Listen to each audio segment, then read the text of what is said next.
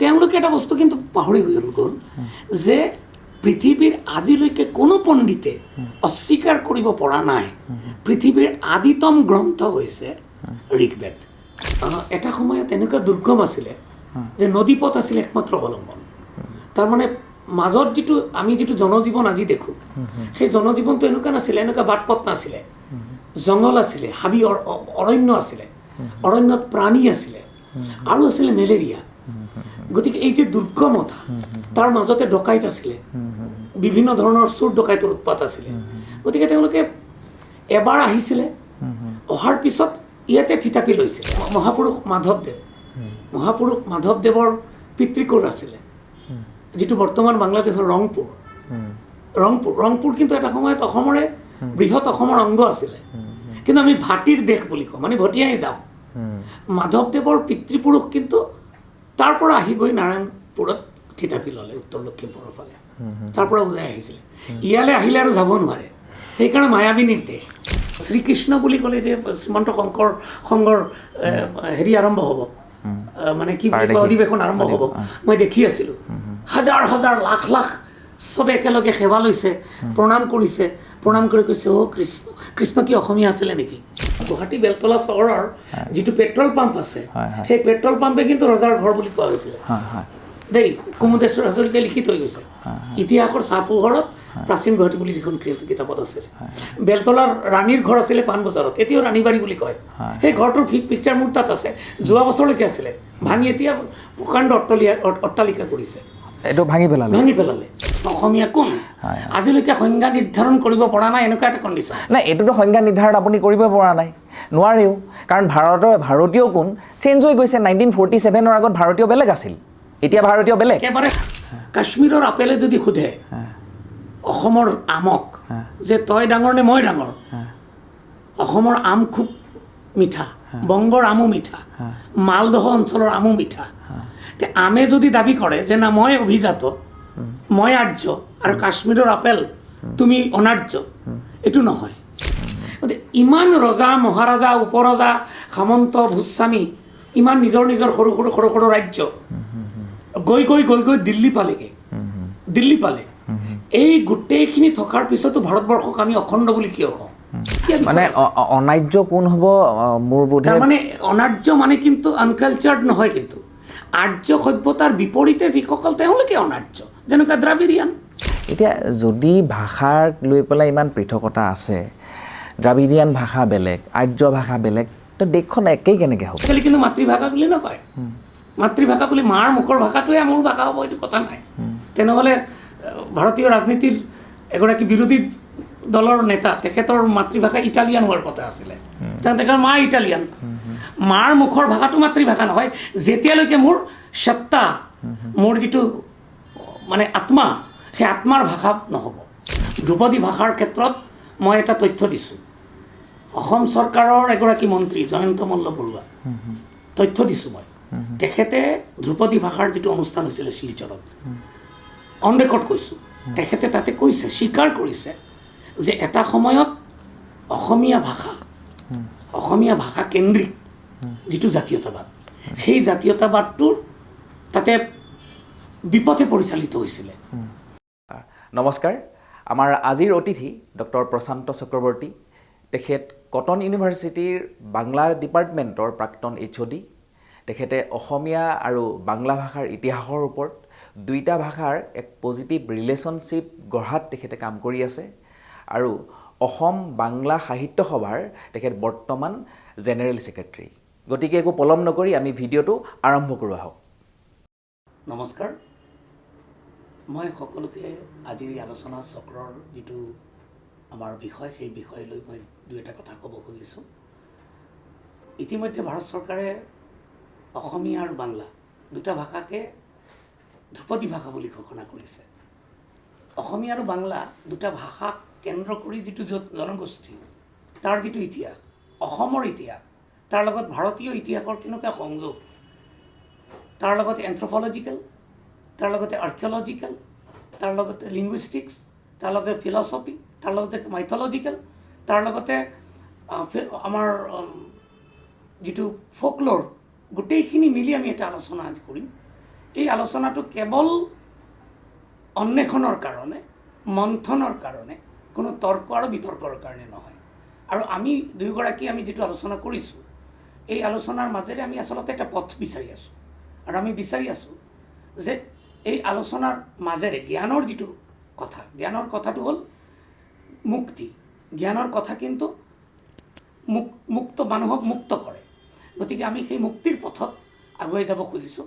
আশা কৰোঁ আপোনালোকৰ ভাল লাগিব।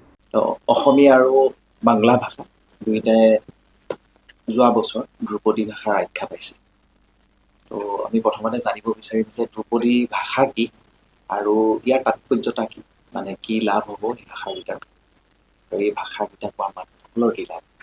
ধ্ৰুপদী শব্দটো আচলতে সংস্কৃত শব্দ, আৰু ধ্ৰুপদী শব্দটোৰ অন্তৰালত পণ্ডিতসকলে অন্য এটা শব্দ আৱিষ্কাৰ কৰিছে। সেইটো হৈছে বাংলাত যিটো কোৱা হয় ধ্ৰুৱ পদ, ধ্ৰুৱ তৰা যেনেকুৱা মানে স্থিৰ, অচঞ্চল, আৰু তাকে দেখি আমি আগুৱাই যাব পাৰোঁ, আৰু আমি নিত্য নতুনভাৱে তাক দেখিব পাৰোঁ। ধ্ৰুৱ পদ মানে যিটো পদ বাৰে বাৰে অনুভৱ কৰা যায়, সেইকাৰণে ক্লাছিকেল বুলি কয়। গানৰ ক্ষেত্ৰতো আছে ধ্ৰুপদী, ধ্ৰুপদ বুলি কয়, অৰ্থাৎ যিটো পুৰণি নহয়, আবহমান, চিৰন্তন, চিৰকালীন তাৰ আবেদন। গতিকে ভাষাৰ ক্ষেত্ৰত দেখা গৈছে যে একেবাৰে ন্যূনতম 1000 বছৰৰ পুৰণিৰ যুগৰ পৰা যি ভাষা চলি আহিছে, সাধাৰণতে তাকে আমি ধ্ৰুপদী বুলি ক'ব পাৰোঁ। গতিকে অসমীয়া ভাষা আৰু বাংলা ভাষা দুটাই আমি ইমান দিন আমি যিটো তথ্য পাই আছোঁ, সেই তথ্যটো যিসকল গৱেষক, যিসকল পণ্ডিতে আৱিষ্কাৰ কৰিছিলে বা তেওঁলোকে বিশ্লেষণ কৰিছিলে বা তেওঁলোকে উৎস সন্ধান কৰিছিলে, তাৰ মাজত এগৰাকী হৈছে তেখেত বিশ্ববিশ্ৰুত বুলি ক'ব পাৰোঁ, আমাৰ ভাৰতৰ জাতীয় অধ্যাপক আছিলে ভাষাচাৰ্য সুনীতি কুমাৰ চট্টোপাধ্যায়। 1926 চনত তেখেতে ODBL বুলি তেখেতৰ গোটেই পৃথিৱীত ফেমাছ, ৱৰ্ল্ড ফেমাছ কিতাপ এখন তেওঁ প্ৰণয়ন কৰিছিলে, origin and development of the Bengali language বুলি। তাতে তেওঁ প্ৰমাণ কৰি দিছিলে যে বাংলা ভাষা আৰু অসমীয়া ভাষা প্ৰায় একেটা সময়ত একেটা উৎসৰ পৰা আহিছে। যদিও পৰৱৰ্তীকালে অসমৰ কিছু সংখ্যক পণ্ডিত গৱেষকে তেওঁলোকে আলোচনা কৰি আছে যে বংগত যিটো কোৱা হৈছে মগধান লেংগুৱেজেছ, মগধীয় ভাষাগুচ্ছ, মগধীয় ভাষাগুচ্ছ, মগধ অঞ্চল যিটো মানে পূৰ্ব ভাৰতী, অৰ্থাৎ বৰ্তমান বিহাৰ, মিথিলা, উৰিষ্যা মানে উৎকল, বংগ মানে বৃহৎ বংগ, কামৰূপ, প্ৰাগজ্যোতিষপুৰ, এই গোটেইখিনি হিমালয়ৰ পাদদেশ, এই গোটেইখিনি লৈ যিটো পূৰ্ব ভাৰত বুলি আমি যাক কওঁ, ৰবীন্দ্ৰনাথে তাক কৈছিলে পূৰ্ব ভাৰতী। এই পূৰ্ব ভাৰতীৰ গোটেইখিনি ভাষা, 6টা ভাষা তেওঁলোকে দেখিছে যে একেবাৰে চিমিলাৰ, তেওঁলোকৰ মাজত মিল আছে। আৰু সেই মিল লিংগুইষ্টিক্সৰ ফালৰ পৰাও দেখা গৈছে। সেইকাৰণে তাতে 2টা ভাগ কৰিছে, এটা হৈছে পূৰ্বী মাগধী আৰু এটা হৈছে পশ্চিমা। পূৰ্বীত আছে ওড়িয়া আৰু বংগ অসমীয়া, বাংলা অসমীয়া একেলগে। পিছত গুৰুজনাৰ আৱিৰ্ভাৱৰ আগত মানে মাধৱ কন্দলী, গুৰুজনা, সেই সময়ৰ পৰা 2টা সুকীয়াকে দেখা গ'ল তাৰ অস্তিত্বটো। তাৰ আগতে একেবাৰে প্ৰায় একে ভাষা, সেইকাৰণে তাৰ আদি নিদৰ্শন হৈছে চৰ্যাপদ। গতিকে ধ্ৰুপদী ভাষা বুলি কওঁলে আমি অন্তত এইটো কথা গম পাওঁ যে প্ৰাচীন কামৰূপী ধাৰা, মগধীয় ভাষাগুচ্ছৰ ধাৰা, পূৰ্ব ভাৰতীৰ আটাইতকৈ পুৰণি যিটো ধাৰা, সেই ধাৰাৰ ভিতৰত 2টা ভাষা বাংলা আৰু অসমীয়া। সেইকাৰণে ইমান মিল। আৰু ভাৰতবৰ্ষৰ অন্যান্য ভাষাৰ তুলনাত আটাইতকৈ মানে এগৰাকী অসমীয়া, এজন অসমীয়া মানুহে খুব সহজে বাংলা পঢ়িব পাৰে, জানিব পাৰে, লিখিব পাৰে। অজস্ৰ মানে অসমীয়া সমাজত অজস্ৰ বাংলা কিতাপ মানে মানুহে পঢ়ে, আগৰ পৰাই পঢ়ে, লিখে। আকৌ বাঙালীসকলেও খুব সহজে অসমীয়া লিখিব পাৰে, পঢ়িব পাৰে, কাৰণ যিটো আমি লিপি বুলি কওঁ, লিপিও প্ৰায় একেই। 2টা যিটো আখৰ, 2টা আখৰ তফাত হৈছে, এতিয়া পাৰ্থক্য হৈছে এটা ৰ, আমি অসমীয়াত পেট কটা ৰ বুলি কওঁ, আৰু উৱাব। এইটো ভাবিলে মানে আচৰিত লাগে যে খুব বেছি দিন নহয়, 200 বছৰমান আগতেও বাংলাৰ ৰৰো কিন্তু পেট কটা আছিলে। ব্ৰিটিছ মিছনাৰীসকল অহাৰ আগতে যিখিনি পুথি পোৱা যায়, হাতে লিখা পুথি, মানে বিফৰ দ্য প্ৰিণ্টিং টেকনলজি, এই 1778 উইলকিনছন চাহাব তেখেত আহিলে আৰু বংগত তেখেতে প্ৰিণ্টিং টেকনলজি আৰম্ভ কৰিলে। বংগৰ এগৰাকী কামাৰ যিসকলে মানে বিভিন্ন হেৰি বনায়, মানে তেওঁলোকে পঞ্চানন কৰ্মকাৰ বুলি তেওঁক হতুৱাই সেই কামবিলাক কৰিলে, যিটো পুৰণি প্ৰিণ্টিং প্ৰেছত আছিলে এনেকুৱা হৰফবিলাক বা আখৰবিলাক বা লিপিবিলাকৰ হেৰি আমি বাংলাত সীসা বুলি কওঁ, যিটো সীসা, যিটো জালত হেৰি দিয়ে, মাছ মৰা জালত যিটো দিয়ে, সেই বস্তুটো দিয়ে, এইটো ধাতু, সেইটো ধাতু নিৰ্মিত মানে প্ৰিণ্টিং মুদ্ৰণ যন্ত্ৰ। কিন্তু তাৰ আগলৈকে যিটো আমি হাতে লিখা পুথি পাওঁ, সেই হাতে লিখা পুথিবিলাকত আমি দেখা পাওঁ যে বাংলাৰো পেট কটাৰো আছিলে। এই কথাটো কিন্তু মানে যিসকল বাংলা পঢ়ায়, বাংলাৰ যিসকলে অসমীয়া পঢ়ায়, অসমীয়া পণ্ডিতসকলে, বাঙালী পণ্ডিতসকলে মানে বিদ্যায়তন একাডেমিক ছেকশ্যনত মানুহে জানে, কিন্তু সাধাৰণ মানুহে ইমান নাজানে। গতিকে ইমান মিল থাকে। ওৱাব্বটো আচলতে বাংলাত ব্যৱহাৰ কৰিবলৈ বাধ্য হৈছে পণ্ডিতসকলে, কাৰণ ওৱা শব্দটো মানে ওৱা যিটো আমি উচ্চাৰণ, বাংলাত দুটা ব চেইম একেবাৰে এজ ইট ইজ, অন্তস্থ জ ৰ ল ব এটা, আৰু প ফ ব ভ ম, এটা বৰ্গীয় ব, এটা অন্তস্থ ব। অন্তস্থ ব বুলি যিটো বাংলাত আছে সেইটো আচলতে ওৱাব্ব। অসমীয়া সেইফালৰ পৰা কিন্তু বেছি বৈজ্ঞানিক, বিজ্ঞানসন্মত, মানে বিজ্ঞানসন্মত মানে ভাষা বিজ্ঞানসন্মত হয়। গতিকে ধ্ৰুপদী ভাষাটো অন্তত 1000 বছৰ বা তাৰ আগৰ পৰা চলি অহা ভাষা, আৰু যাৰ বিনাশ নাই, চলি থাকিব নদীৰ দৰে, ক্লাছিকেল, কেতিয়াও পুৰণি নহয়, সেই অৰ্থ। তাত এটা ক্ৰাইটেৰিয়া কথাটো কয় যে কিবা সাল সলনি কিছুমান আহিব লাগিব, যে বৰ্তমান যোনটো চলি আছে আৰু পুৰণি ভাষাটোৰ মাজত কিছুমান সাল সলনিও থাকিব লাগিব নেকি? মই ভুল কৈছো নেকি? ভাষাটো আচলতে নদীৰ দৰে। ভাষা যেতিয়া চৰ্চা হয় মানে তেতিয়া কেৱল গ্ৰহণো কৰে, বৰ্জনো কৰে। এতিয়া ডাঙৰ শব্দটো ব্যৱহাৰ কৰিছিলে বাঙালী সাহিত্যিক সৈয়দ মুস্তফা আলীয়ে। তেখেত অসমৰে জন্ম, বৰ্তমান শ্ৰীভূমি জিলাত তেখেতৰ জন্ম, পুৰণি নাম কৰিমগঞ্জ। তেখেতে ডাঙৰ, কিন্তু ডাঙৰ বাংলাত ডাগৰ বুলি কয়, কাৰণ ডাঙৰীয়া শব্দটো ব্যৱহাৰ নাই। বাট শব্দটো ৰবীন্দ্ৰনাথৰ গীতত আছে, যখন পড়বে না মোর পায়ের চিহ্ন এই বাটে, বা রবীন্দ্রনাথের কবিতাত আছে, হাটে মাঠে বাটে এই মতো কাটে বছর 15-16, একদিন শেষে ফিরিবারে দেশে বড়ই বাসনা হলো, বাটে আছে। এই যে বাট শব্দটো দৰাচলতে বাংলা ভাষাত এতিয়া আৰু মানে দৈনন্দিন জীৱনত বা লিখিত ৰূপত খুব কম ব্যৱহাৰ হয়। গতিকে বাট শব্দটো এতিয়া এক ধৰণৰ পৰিত্যক্ত হৈছে। ব্যৱহাৰটো, ভাষাৰ ব্যৱহাৰটো, নতুন শব্দ আহে, আৰু নতুন নদীয়ে যেনেকুৱা পাৰ ভাঙে আকৌ শস্য ক্ষেত্ৰ তৈৰি কৰে, ভাষাও তেনেকুৱা। গতিকে ভাষাৰ ক্ষেত্ৰত কোনেও কিন্তু জোৰ কৰি ভাষাটো নিৰ্মাণ কৰিব নোৱাৰে। সেই নিৰ্মাণ কৰিবলৈ গ'লে সেইটো এটা মেকানিকেল প্ৰচেছত হ'ব লাগে, মেকানিকেল প্ৰচেছত কিন্তু লেংগুৱেজ নহয়। গতিকে নিজৰ পৰাই কিন্তু সেইটো হ'ব। অলপ ইতিহাসলৈ যাওঁ। অসমীয়া আৰু বাংলা ভাষা তো বৈষ্ণৱ আন্দোলনৰ সময়ত, সেই সময়তে অলপ বেছি পৃথক হ'ল বুলি আপুনি আঙুলি দিব বিচাৰিছিল নেকি? আচলতে ভৌগোলিক অৱস্থানৰ পৰা পৃথকটো বেছিকে হৈছে। অসমৰ যিটো বৰ্তমান মানে আজিৰ যিটো যাতায়াত ব্যৱস্থা, সেই ব্যৱস্থাটো প্ৰাচীন যুগত নাছিলে, যাৰ কাৰণে অসমলৈ যিসকল মানুহ আহিছিলে তেখেতসকলে দুৰ্গম বুলি কৈছিলে কামৰূপ।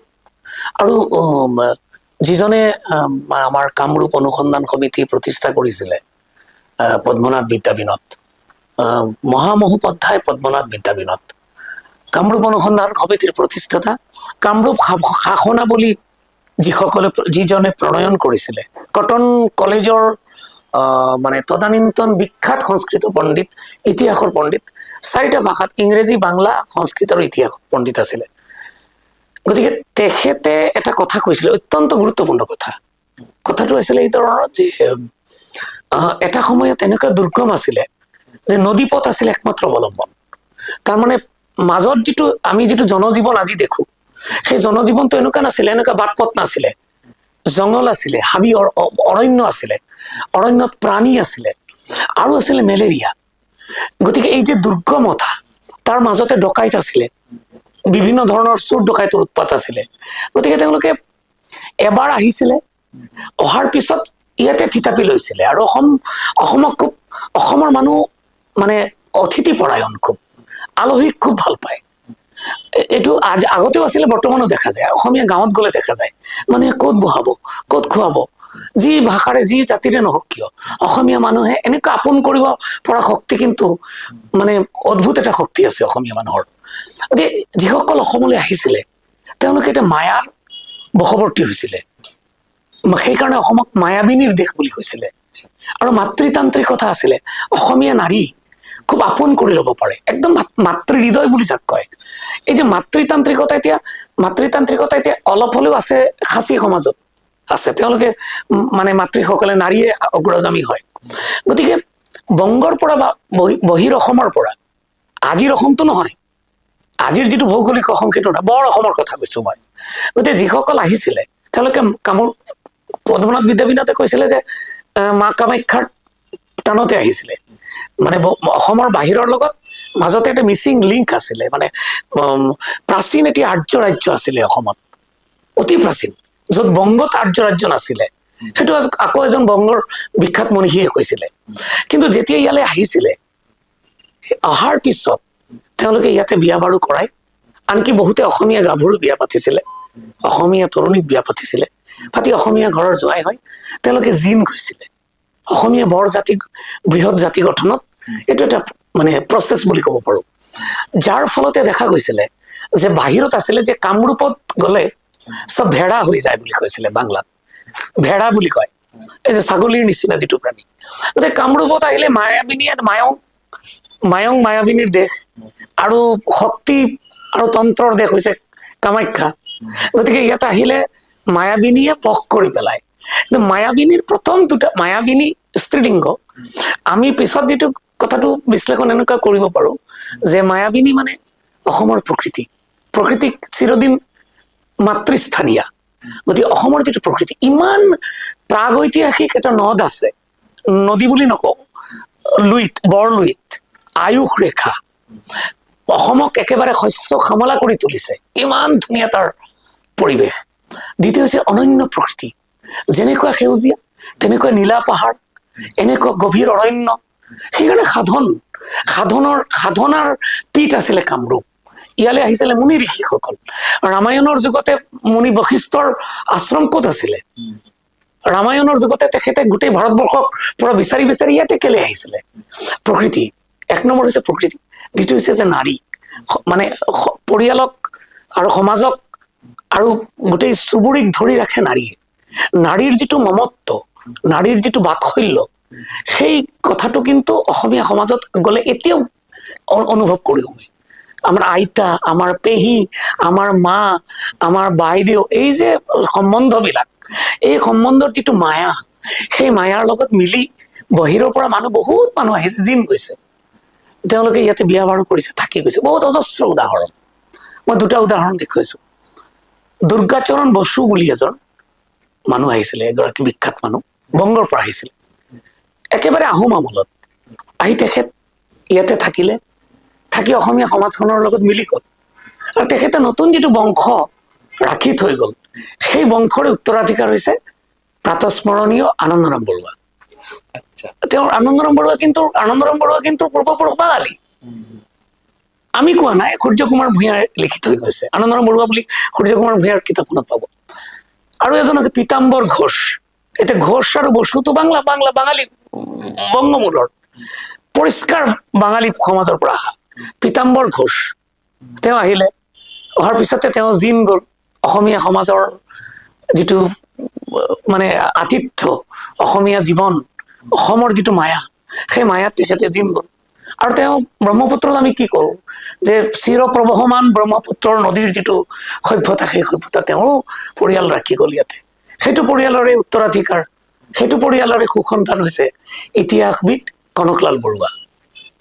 গতিকে আমি যদি এনেকুৱা মহাপুৰুষ মাধৱদেৱৰ পিতৃকোৰ আছিলে, যিটো বৰ্তমান বাংলাদেশৰ ৰংপুৰ কিন্তু এটা সময়ত অসমৰে বৃহৎ অসমৰ অংগ আছিলে। কিন্তু আমি ভাটিৰ দেশ বুলি কওঁ, মানে ভটিয়াই যাওঁ। মাধৱদেৱৰ পিতৃপুৰুষ কিন্তু তাৰ পৰা আহি গৈ নাৰায়ণপুৰত থিতাপি ল'লে উত্তৰ লখিমপুৰৰ ফালে, তাৰ পৰা ওলাই আহিছিলে। ইয়ালৈ আহিলে আৰু যাব নোৱাৰে, সেইকাৰণে মায়াবী নিৰ্দেশ। গতিকে আমি এই কথাটো ভাবো যে প্ৰাচীন যুগৰ পৰাই অসমত এই যে মানে অসমৰ লগত যিটো সম্পৰ্ক, এই সম্পৰ্কটো তেনেকুৱাই তাৰ এটা মানে গভীৰ এটা যোগাযোগ আমাৰ দুটা সভ্যতাৰ মাজত হৈছে। আৰু সেইটো মূলতঃ হৈছে কিন্তু সাংস্কৃতিক যোগাযোগ, সামাজিক যোগাযোগ। আজিৰ ৰাজনীতিয়ে আহি ভাঙি কাটি ছিঙি যেনেকুৱা পাণ দোকানত পাণ পাত কাটি দিয়ে, তেনেকুৱা কাটি পেলাই ভাগ কৰি লৈ গ'ল। অসমৰ এটা অংগ লৈ গ'লে বাংলাদেশত গুচি গ'ল, বৃহৎ অসমৰ অংগই আছিলে। গতিকে আমি ভাবো যে ভৌগোলিকভাৱে যিমানে আমি বিচ্ছিন্ন নহওঁ কিয়, সাংস্কৃতিকভাৱে কিন্তু আমি তাৰ অংগ আছিলো। আৰু এটা তথ্য মই দিছো, পিছত মই পাহৰি যাম। অসমৰ যিটো সভ্যতা, অসম শব্দটো খুব বেছি দিনৰ নহয়, কিন্তু আহোমসকল আহিলে, সেইটো যদি সভ্যতাৰ ফালৰ পৰা চাওঁ সেইটোও কিন্তু বেছি দিনৰ নহয়। যদি আমি প্ৰাগৈতিহাসিক কালৰ পৰা চাওঁ, তেনেহ'লে একেবাৰে প্ৰাচীন যিটো আৰ্য সনাতন যিটো সভ্যতা, যাক পৃথিৱীৰ সকলো সভ্যতাই মানি লৈছে যে পৃথিৱীৰ আদিতম যিটো সভ্যতা, সেই সভ্যতা হৈছে আৰ্য ভাৰতীয়, আমি সনাতন সভ্যতা বুলি কওঁ। সেই সভ্যতাৰ বিস্তাৰ ঘটিছিলে। আৰু আমি দেখিছো যে এটা ধাৰণা আমাৰ মাজত দিয়া হৈছিলে যে মানে এছিয়া মাইনৰ অঞ্চলৰ পৰা ইউৰোপ আৰু এছিয়া দুটাৰ যিটো সংগম, সেইটো তাৰ অঞ্চলটোৰ নাম হৈছে এছিয়া মাইনৰ। এটা ধাৰণা দিয়া হৈছিলে যে তাৰ পৰা আৰ্যসকল আহিছিলে আমাৰ ইয়ালৈ। এতিয়া প্ৰশ্নটো হ'ল যে পণ্ডিতসকলে ওলোটাটো সুধিছে, যদি তাৰ পৰা আহে তেনেহ'লে আমাৰ আৰ্য ভাৰতীয় যিটো সংস্কৃতিৰ যিটো সমল যিবিলাক আছে, সেই সমলবিলাক তাতে কিয় পোৱা যোৱা নাই? সভ্যতাটো ইমান হেৰি নে? সভ্যতা গোটেইখিনি কিন্তু দেখা গৈছে যে একেবাৰে ইৰাণৰ পৰা ইণ্ডোনেছিয়ালৈকে যিটো বৃহতীয় ভাৰতীয় মানে আমি আৰ্য সনাতন যিটো সভ্যতা, সেই সভ্যতাৰ আমি বিস্তাৰ দেখিছো। আৰু এইটো cultural India, not political India. কেৱল অসমত বাদ দিয়ক, কেৱল গুৱাহাটীৰ ইফালে ইফালে কিন্তু ৰজা আছিলে। আমি বেলতলা ৰজাৰ ঘৰত, বেলতলাৰ যিটো ৰাজঘৰ, সেই ৰজাৰ যিটো ঘৰ, ৰাণীৰ ঘৰ, সেইটো কওঁ সিদিনা যোৱা বছৰ সেইটো ভাঙি পেলালে এই পাণবজাৰত, ৰাণীবাৰী বুলি কয়। ছাৰ, বেলতলাৰ ৰাস্তাটো আজান ফকীৰে ৰোধ কৰি পেলালে। মই নাজানো, আজান ফকীৰ সম্পৰ্কেতো মানুহে বিভিন্ন ধৰণৰ প্ৰশ্ন তুলিছে, সেইটো ইতিহাসবিদসকলে ক'ব। কিন্তু মানে বেলতলাৰ ৰজা, কিন্তু বেলতলাৰ যিটো মানে গুৱাহাটী বেলতলা চহৰৰ যিটো পেট্ৰল পাম্প আছে, সেই পেট্ৰল পাম্পে কিন্তু ৰজাৰ ঘৰ বুলি কোৱা হৈছিলে দেই। কুমুদেশ্বৰ হাজৰিকাই লিখি থৈ গৈছে ইতিহাসৰ চাহপোহৰত প্ৰাচীন গুৱাহাটী বুলি যিখন কিতাপত আছিলে। বেলতলাৰ ৰাণীৰ ঘৰ আছিলে পাণবজাৰত, এতিয়াও ৰাণীবাৰী বুলি কয়। সেই ঘৰটোৰ পিকচাৰ মোৰ তাত আছে, যোৱা বছৰলৈকে আছিলে, ভাঙি এতিয়া প্ৰকাণ্ড অট্টালিকা কৰিছে, ভাঙি পেলালে। উপায় নাই, জৰাজীৰ্ণ হৈছে, ৰক্ষণাবেক্ষণৰ এনে ৰজাৰ ঘৰ কোন আছে নাজানো আমি। বেলতলা ৰজা আছিলে, ৰাণীৰ ৰজা আছিলে, যে ৰাণী বুলি কওঁ আমি, একোলেণ্ডত যাওঁ তাতে ৰজা আছিলে, ছয়গাঁও ৰজা আছিলে, বিভিন্ন। এতিয়াও কিন্তু জনজাতীয় যিসকল আছে তেওঁলোকৰ মাজত আমি জাগিৰোডত গ'লে দেখা পাওঁ যে আমি ৰজা নামি আহিছে জোনবিল মেলাত। এই যে ৰজাৰ প্ৰথাটো আছিলে, তাৰমানে ৰজা, ভোজস্বামী, সামন্ত, সৰু সৰু জমিদাৰ প্ৰথা বংগত আছিলে আৰু গোৱালপাৰা অঞ্চলত আছিলে, এইফালে নাই, মানে উজনিত মধ্য অসমত নাই। কিন্তু জমিদাৰ নহলেও ইফালে ৰজা আছিলে। গতিকে ইমান ৰজা, মহাৰাজা, উপৰজা, সামন্ত, ভোজস্বামী, ইমান নিজৰ সৰু সৰু ৰাজ্য গৈ দিল্লী পালে। এই গোটেইখিনি থকাৰ পিছতো ভাৰতবৰ্ষক আমি অখণ্ড বুলি কিয় কওঁ? অখণ্ড ভাৰতক আমি ৰাজনৈতিকভাৱে নকওঁ, আমি কওঁ সাংস্কৃতিক ভাৰতবৰ্ষ। যাৰ কাৰণে কেকয় আছিলে, কেকয় ৰামায়ণত কৈকেয়ী বুলি যে কয়, কৈকেয়ীৰ দেউতাকৰ যিটো মানে ৰজাৰ যিটো ৰাজ্য, সেইটো কেকয় বুলি কৈছিলে, যিটো বৰ্তমান ইৰাণ বুলি কোৱা হয়। তাৰপিছতে আমি আফগানিস্তান আছিলে আমাৰ মহাভাৰতৰ গান্ধাৰীৰ দেউতাকৰ দেশ, গান্ধাৰ বুলি কয়। গান্ধাৰ মানে তাতে স্থানীয় লোকেল লেংগুৱেজ পশতু আছে আৰু আৰবী আছে। সেই অঞ্চলৰ যিটো মানুহ, তেওঁলোকে তাৰমানে গ উচ্চাৰণ কৰিব নোৱাৰে, গটোক তেওঁলোকে ক বুলি কয়। সৈয়দ মুস্তাফা আলীয়ে লিখিছে। সেইকাৰণে সুবল, গান্ধাৰী দেউতাকৰ নাম হৈছে সুবল, গতিকে মহাভাৰতৰ যুদ্ধত শকুনি তাৰ পৰা আহিছিলে, গান্ধাৰ নাৰী শকুনি বুলি কৈছিলে।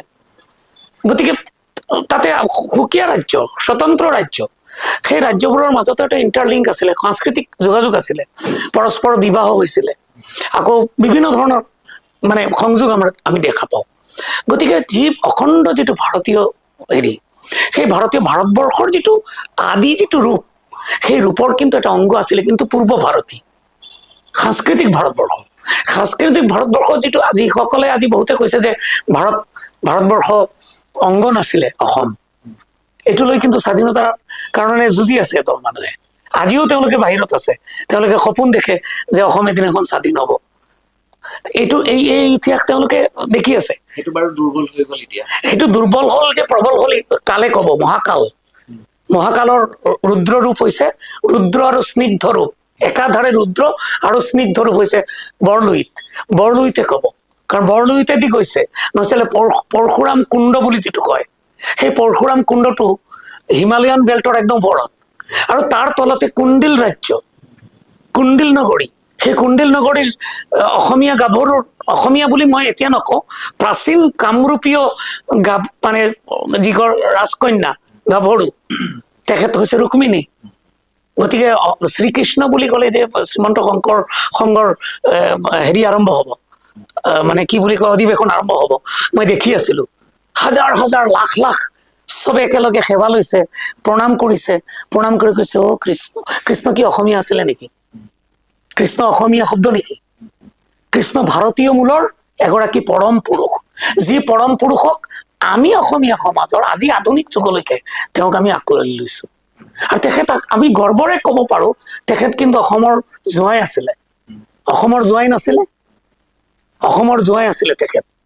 গতিকে এই সম্পৰ্কে আটাইতকৈ এটি ভাল কথা কৈছে বংগৰ মনীষী বংকিম চন্দ্ৰ চট্টোপাধ্যায়, যিগৰাকীক আমি জানো বন্দে মাতৰম নামৰ যিটো অবিনাশী সংগীত, সেই যিটো সংগীত ধ্ৰুপদ বুলি কৈছে ন, ধ্ৰুপদী সংগীত, একদম চিৰন্তন সংগীত, ভাৰতীয় স্বাধীনতা আন্দোলনৰ কি বুলি কওঁ মূল মন্ত্ৰ, সেই মূল মন্ত্ৰৰ ৰচক হৈছে বংকিম চন্দ্ৰ চট্টোপাধ্যায়।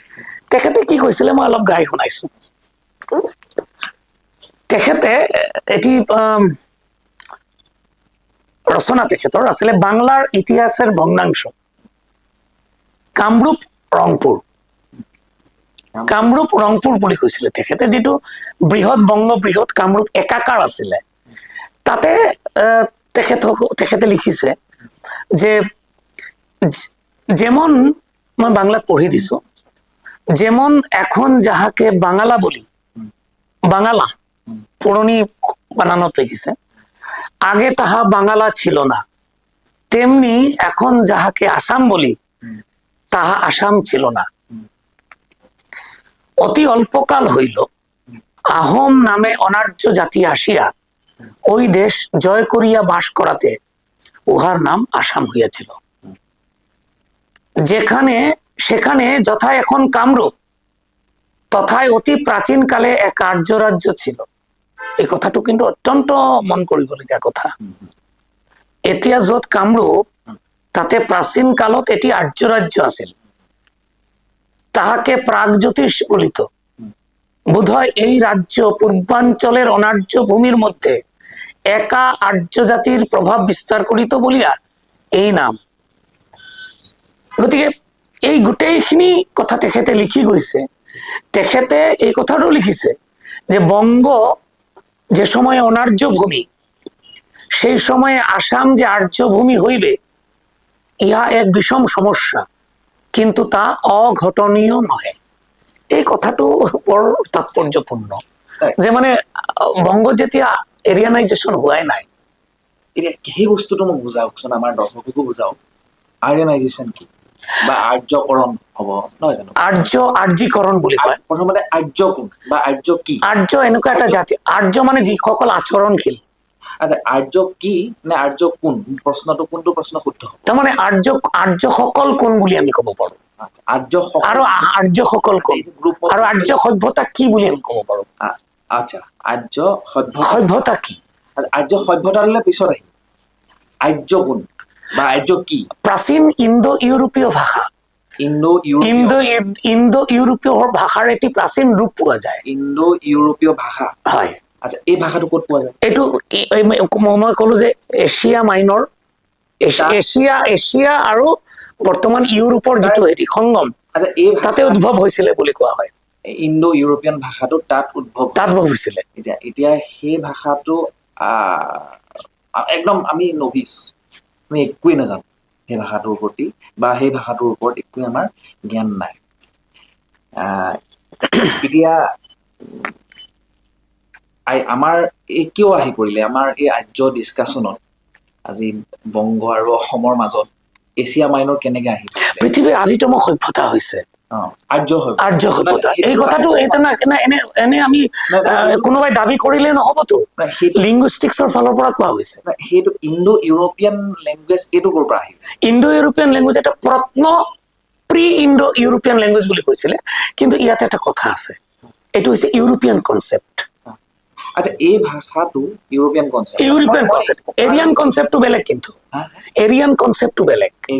তাৰমানে ভাৰতীয় মূলৰ যিসকল মানে আমাৰ যিটো ভাৰতীয় যিসকল মানে ভাষাতত্ত্ববিদ, ইতিহাসবিদ, ভাৰতৰ যিসকলে ইণ্ডোলজিষ্ট বুলি কোৱা হয় বা অৰিয়েণ্টেলিষ্ট বুলি কোৱা হয়, প্ৰাচ্যতত্ত্ববিদ, তেওঁলোকে কৈছে যে নহয়, আমি ইউৰোপৰ পৰা অহা নাই। আমি যদি ইউৰোপৰ পৰা আহিলোহেঁতেন, ইউৰোপ আৰু এছিয়াৰ মাজৰ পৰা, তেনেহলে আমাৰ গোটেই সভ্যতাৰ বিকাশটো তাতে কিয় দেখা যোৱা নাই? এই ইণ্ডো ইউৰোপীয়ান এতিয়া আপুনি ভাষাই পঢ়াই আছে, হয়, ভাষাৰ লগত জড়িত 30 বছৰতকৈ বেছি হ'ল আপুনি তাৰ লগত জড়িত হৈ আছে। এতিয়া ডিফাৰেণ্ট ক্লেইমছ আছে, বিভিন্ন ধৰণৰ ক্লেইমছ আছে, থিয়ৰিজ আছে। শুদ্ধ কি? বাট এতিয়া আমাৰ স্কুলত মই ৰিচেণ্ট স্কুলীয়া কিতাপ চাই আছিলোঁ, আপুনি যিটো কথা কৈছে চিম, তাতো সেইখিনি কথাই আছে। 11 বছৰ কাল এই চৰকাৰৰ পাৰ হৈ যাব, কিতাপ সেই আগৰ দিনৰ কিতাপেই চলি আছে। আৰ্যসকল বাহিৰৰ পৰা ভাৰতলৈ 1500 BC, 1500 BC মানে বিফৰ ক্ৰাইষ্ট ভাৰতলৈ আহিছে, সেইখিনি কথাই পঢ়াই আছে। এতিয়া তাত মানে RTI মাৰিলোঁ, তথ্য এইবিলাক ক'ত আছে, ক'ত কি আছে সেইখিনি মাৰিলেও তাৰ উত্তৰ পোৱা নাযায়। কিছুমান NCERT RTI মাৰিছে, মই চাইছোঁ। এতিয়া ছাৰ আমি ঘূৰি আহোঁ এই কথাটোলৈ, ইণ্ডো ইউৰোপীয়ান লেংগুৱেজ, এনেকুৱা নামৰ লেংগুৱেজ এটা আছিল বুলি তাত প্ৰমাণ কি আছে? আচলতে মই ক'লো যে এই গোটেইখিনি মানে কনচেপ্ট কৰিছে বা কনচেপ্টটো দিছে ইউৰোপীয়ান ভাষাতত্ত্ববিদসকলে। প্ৰথম যিগৰাকী আচলতে ভাৰতবৰ্ষলৈ অধ্যয়ন কৰিছিলে মধ্যযুগৰ মই ভুল কৈছো, মধ্যযুগৰ পিছত আধুনিক যুগৰ উন্মেষৰ লগে লগে তেওঁৰ নাম মেক্স মুলাৰ। আৰু ভাৰতবৰ্ষত আহি যিজনে এই গোটেইখিনি আলোচনা কৰিছিলে তেওঁৰ নাম উইলিয়াম জনছ, এছিয়াটিক ছচাইটি যোনে হেৰি কৰিছিলে। এই যে দুগৰাকী মানুহ, এই দুগৰাকী মানুহে আমি ইংৰেজীতে কলে ষ্টিয়াৰিংটো এনেকুৱা ঘূৰাই দিছে। ষ্টিয়াৰিংটো ঘূৰাই দি আমি আচলতে প্ৰাচীন, ভাৰতবৰ্ষৰ পিছত এনেকুৱা এটা ধাৰণা আমাৰ মাজত সোমাই দিছে। যদি সেইটো হয়, তেনেহলে তেওঁলোকৰ দেশত সভ্যতাৰ বিকাশটো আমাৰ দেশৰ প্ৰাচীন যিখিনি বহুত কিছুমান কথা আছে। আজিকালিতো আৰ্কিঅলজি, কেৱলতো ইতিহাস কলে নহব, লিংগুইষ্টিক্স, হিষ্ট্ৰী, এনচিয়েন্ট হিষ্ট্ৰী, তাৰ লগতে নতুনকে কেমিকেল এনালাইচিছ বিলাকো হৈ আছে। নতুন কিবা এটা শব্দ আহিছে, যিসকলে এনালাইচিছ কৰি আছে, ভূতত্ব আহিছে। গতিকে গোটেই ইতিহাসটো কিন্তু কেৱল আগতে ইতিহাস বুলি ক'লে আমি ধেমালি কৰি সৰুকালতে কৈছিলো স্কুলত থাকোতে মৰা মানুহৰ কাহিনী নহয়। তাৰ লগতে প্ৰত্নতত্ত্ব, আৰ্কিঅলজি, গোটেই সভ্যতাৰ সমলবিলাক উঠি আহিছে। তেওঁলোকে এটা বস্তু কিন্তু পাহৰি গ'ল যে পৃথিৱীৰ আজিলৈকে কোনো পণ্ডিতে অস্বীকাৰ কৰিব পৰা নাই পৃথিৱীৰ আদিতম গ্ৰন্থ হৈছে ঋগ্বেদ। ঋগ্বেদৰ যিটো হেৰি ভাৰ্চ বিলাক, সেইটো ভাৰতীয়তো, সেইটোতো ইউৰোপৰ বুলি ক'ব নোৱাৰি। এতিয়া আমি ইণ্ডো ইউৰোপীয়ান লেংগুৱেজ বুলি কাক আখ্যা দি আছো? এটা মানে প্ৰাচীন নহয়, সংস্কৃতৰ আগৰ বুলি কোৱা হৈছে। মানে সংস্কৃতক আমি মাদাৰ লেংগুৱেজ বুলি স্বীকাৰ কৰিব বিচৰা নাই। আচলতে সংস্কৃত নহয়, কিন্তু সংস্কৃতৰ আগৰ যিটো ৰূপ তাত অল্ড সংস্কৃত বুলি কোৱা হৈছে, সেইটোক আমি বৈদিক বুলি কওঁ। বেদৰ ভাষা যিটো, নাই। বেদৰ ভাষা আৰু ৰামায়ণ মহাভাৰতৰ ভাষাৰ মাজত অকণমান হেৰি আছে, তফাত আছে। সেইকাৰণে বৈদিক ভাষাটো যেতিয়া পৰিশীলিত হৈছিলে, বৈদিক ভাষাটো যেতিয়া ভাঙি গৈছিলে, তাতে পাণিনি বুলি এগৰাকী বিখ্যাত পণ্ডিত, পাণিনি, তেখেতৰ অষ্টাধ্যায়ী বুলি বিখ্যাত ব্যাকৰণ আছিলে। পাণিনি আৰু তেখেতৰ লগৰীয়া যিসকল গৱেষক আছিলে, সকলোৱে মিলি যিটো বৈদিক ভাষাৰ ভাঙি যোৱা ৰূপটোক যিটো প্ৰণালীবদ্ধভাৱে ব্যাকৰণসন্মত কৰি একেবাৰে অত্যন্ত বিজ্ঞানসন্মতভাৱে দি গ'ল, সেইটো নামে সংস্কৃত। এতিয়া ঠিক আছে, এতিয়া বৈদিক সংস্কৃত বুলি কোৱা নাই, বৈদিক সংস্কৃত। এতিয়া বৈদিক সংস্কৃত কিয় মাতৃভাষা নহয়, মাদাৰ লেংগুৱেজ কিয় নহয়, কিয় ইণ্ডো ইউৰোপিয়ান লেংগুৱেজ এটাৰ পিছফালে আমি লাগি আছো, সেইটো এটা প্ৰশ্ন। দ্বিতীয়তে আমি আৰ্যটো এবাৰ ক্লিয়াৰ কৰি লওঁ, কাৰণ বঙ্কিম চন্দ্ৰ চট্টোপাধ্যায় তেখেতেও কৈছে, তেখেতেও লিখা আপুনি অসমত আৰ্য সভ্যতা আছিলে আৰ্য সভ্যতা, আৰু আহোম আৰ্য ৰাজ্য নহয় বুলিও তেখেতে এইটো কথাটো কৈছে। এতিয়া আৰ্য জাতি ভাষা এইটো মানুহৰ এটা গুড এটা জিঅ'গ্ৰাফি কি হয়? মই ক'লো যে ইয়াতে দুটা ধাৰা আছে, মানে এই অধ্যয়নৰ দুটা ধাৰা। আগতে মই কথাটো উল্লেখ কৰিছো, এটা ইউৰোপিয়ান কনচেপ্ট আৰু এটা ইণ্ডোলজিষ্টসকলে কৈছে, আৰু বৰ্তমান কনচেপ্ট আধুনিক, যে যদি তেওঁলোকে পুৰণি হ'ব, তেওঁলোকৰ দেশত আমাৰ দেশক তেওঁলোকে কৈ আছে পৃথিৱীৰ আদিতম সভ্যতা। যেনেকুৱা মেক্স মুলাৰেও কৈছে যে মানে তেখেতেও মানে উপনিষদক মানে স্বীকাৰ কৰি গৈছে, লিখি গৈছে। আমাৰ উইলিয়াম জনছেও কৈছে, বা পিছত যিসকল যেনেকুৱা এস্কলি বা আমি কাৰ্ল, তাৰপিছতে আমি যেনেকুৱা আৰু বিখ্যাত যিসকল আমি মানে হেৰি পাওঁ, জেমছ কি বুলি কয়, তেওঁলোকৰ জাৰ্মান দুজন ভাতৃ আছিলে, তেওঁলোকেও মানে গোটেই আৰ্য তত্ত্বৰ বিশ্লেষণ কৰিছে। কিন্তু তেওঁলোকে বাৰে বাৰে ইতিহাসটোক লৈ গৈছে তেওঁলোকৰ তাত, যে তাৰ পৰা আহিছে। ভাৰতীয় মূলৰ যিসকল ইতিহাসবিদ, তেওঁলোকে কৈছে যে আচলতে ইয়াৰ পৰা যোৱা নাই, যিটো হিমালয়ৰ যিটো সভ্যতা, যিটো হিমালয়ান বেল্ট বুলি কৈছে, হিমালয়ৰ তলৰ যিটো সভ্যতা, সেই সভ্যতা গাঙ্গেয় ব্ৰহ্মপুত্ৰলৈকে একেবাৰে অৰুণাচলৰ পৰা কাশ্মীৰলৈকে একদম পাকিস্তান পেছোৱাৰলৈকে একদম হিন্দু সভ্যতাটো আছিলে। গতিকে গোটেই সভ্যতাটোৰ মাজত যিটো সমল পোৱা গৈছে, সেই সমল পৃথিৱীৰ আটাইতকৈ পুৰণি সমল আজিও। গতিকে নথি পত্ৰই কৈ আছে যে মানে তেওঁলোক নহয়, ইণ্ডো ইউৰোপিয়ান বুলি এটা ভাষা তেওঁলোকে কল্পনা কৰিছে, যাৰ পৰা তেওঁলোকে পিছত লাটিন, তাৰপিছতে আমাৰ যিটো অল্ড ইংলিছ, তেনেকুৱা ভাষাবিলাক তেওঁলোকে হেৰি কৰিছে, ইটালীয় বা আলবানীয় তেনেকুৱা হেৰি কৰিছে। হিটাইট বুলি এটা ভাষাৰ কথা কৈছে, হিটাইট, যিটো একেবাৰে সেই প্ৰাচীন যুগৰ ভাষা। এতিয়া কথাটো হ'ল যে আমাৰ দেশৰ মানুহ, আমাৰ যিসকল পণ্ডিত, তেওঁলোকে কৈছে যে আমাৰ ইয়াৰে সমল যদি ইমান পুৰণি হয়, ভাষাৰ সমল, প্ৰত্নতত্ত্বৰ সমল, নিদৰ্শনবিলাক, সভ্যতাৰ যিখিনি নথি পত্ৰ আছে আৰু মাটিৰ তলৰ পৰা ওলাই আছে, তাৰ পিছত এটা একেবাৰে ঋগবেদৰ পৰা আৰম্ভ কৰি, ঋগবেদৰ আগতনো কি আছে? ঋগবেদৰ আগত কোনো আখৰ নাই। যদি ঋগবেদ পৃথিৱীৰ আদিতম গ্ৰন্থ হয়, তেনেহ'লে সভ্যতাটো বিকাশ তাতে হ'ব নেকি? এই কথাটো কৈছে কোনে?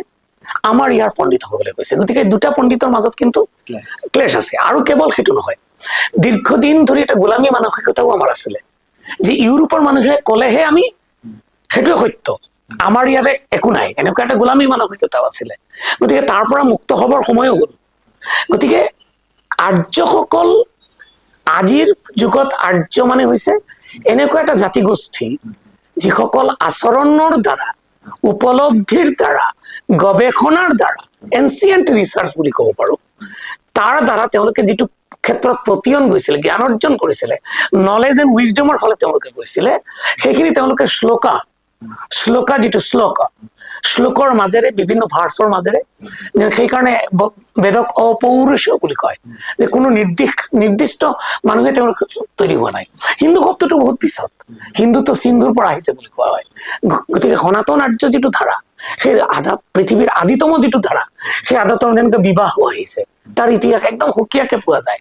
কেনেকুৱা বিয়াটো আহিল, কেনেকুৱা কৃষি আহিল, কেনেকুৱা অস্ত্ৰবিদ্যা আহিল, কেনেকুৱা নদীমাতৃক সভ্যতা আহিল, কেনেকুৱা পৰিয়াল কেন্দ্ৰিক চিন্তা চৰ্চা আহিল, বেদৰ পৰা কেনেকুৱা প্ৰকৃতিৰ একো একোটি উপাদান, প্ৰকৃতিৰ একো একোটি ধাৰা, প্ৰকৃতিৰ একো একোটি শক্তিক উপাসনা ভাবিলে আচৰিত লাগে। সূৰ্য নহলে পৃথিৱী নাই বা সৌৰজগত নাই বুলি আধুনিক বিজ্ঞানে কৈ আছে, কিন্তু যদি আমি নৱগ্ৰহ স্তোত্ৰত পঢ়ো তেনেহলে একেবাৰে জবাকুসুম শংকাশ্যম কাশ্যপ্ৰেম মহাদ্যুতিম ধন্তাৰিং সৰ্বপাপগ্নং প্ৰণতস্মি দিবাকৰম। আৰু তাতে শনি গ্ৰহৰ যিটো বলয়ৰ কথা কৈছে, তেওঁলোকেতো টেলিগ্ৰাফ এনেকুৱা হেৰি লগাই দূৰবীন যন্ত্ৰ লগাইতো দেখা নাই। তেওঁলোকে কি এনেকুৱা প্ৰজ্ঞাৰ দ্বাৰা তেওঁলোকে অনুভৱ কৰিছিলে। কালগণনা পদ্ধতি, যিটো কালগণনা পদ্ধতি আছিলে আমাৰ দেশৰ, আজিও কিন্তু তাৰ নিচিনা বিজ্ঞান নাই। আচৰিত ধৰণৰ আজিও কিন্তু আমি নিজৰ অজান্তে আমি আমাৰ প্ৰতি সপ্তাহৰ বাৰবিলাক আমি আকাশৰ গ্ৰহৰ লগত মিলাই কওঁ। আজিও কিন্তু আমি বৃক্ষ পূজা কৰো। গোটেই পৃথিৱীত গ্লবেলাইজেশ্যনৰ কথা কোৱা হৈছে। আজি গছ নাথাকিলে মানুহ নাথাকিব বুলি পাঠ্যপুস্তক লিখিব, পাঠ্যপুস্তকৰ পৰা আৰম্ভ কৰি এনভাইৰনমেণ্টেল চায়েন্স কম্পালচাৰী কৰি দিয়া হৈছে। কিন্তু আজিৰ পৰা হাজাৰ হাজাৰ বছৰ আগত এই দেশৰ পুৰণি ঋষি মুনিসকলে, তেখেতসকলে বা যিসকলে সাধু সন্ত সন্যাসী শ্ৰমণ পুৰোহিত আছিলে, তেখেতসকলে লিখি থৈ গৈছে গছৰ প্ৰাণ আছে। গছৰ প্ৰাণ আছে ক'ত? বেদত আছে। মই উল্লেখ কৰিব পাৰিম, মই এতিয়াই দেখুৱাই দিব পাৰিম। সুৰেশ চন্দ্ৰ বন্দ্যোপাধ্যায়, মই নাম কৈছো কিতাপৰ, সুৰেশ চন্দ্ৰ বন্দ্যোপাধ্যায় সম্পাদিত মনুস্মৃতি বুলি আনন্দ পাব্লিশ্বাৰ, তাতে সুৰেশ চন্দ্ৰ বন্দ্যোপাধ্যায় তথ্য দিছে যে গছৰ যে প্ৰাণ আছে তাৰ ইংগিত আছে বেদত, আছে মহাভাৰতত, আছে মনুস্মৃতিত। মনুক কিন্তু আমি গালি পাৰি আছিলো, নাৰী বিৰোধী কিবা কিবি কৰি মনুক একেবাৰে গালি পাৰো। মনুক দি মনুস্মৃতিক দি আজিৰ আধুনিক সমাজ নচলে। আমাৰ দেশৰ মণি ঋষিসকলে এটা কাম কৰিছিলে, তুঁহ আছে ন, পতান বুলি কয় যে অসমীয়াত, ধান আৰু পতান, পতান পেলাই ধানটোক ল'ব লাগে, তুঁহটো পেলাই চাউল ল'ব লাগে। গতিকে যিটো বৰ্জনীয় সেইটো বৰ্জন কৰি মূল কথাখিনি ল'ব লাগে বুলি আমাৰ দেশৰ তেখেতসকলে দেখুৱাই গৈছিলে। গতিকে বৃক্ষ পূজা আহিল, বৰুণ দেৱতা ক'ৰ পৰা আহিল?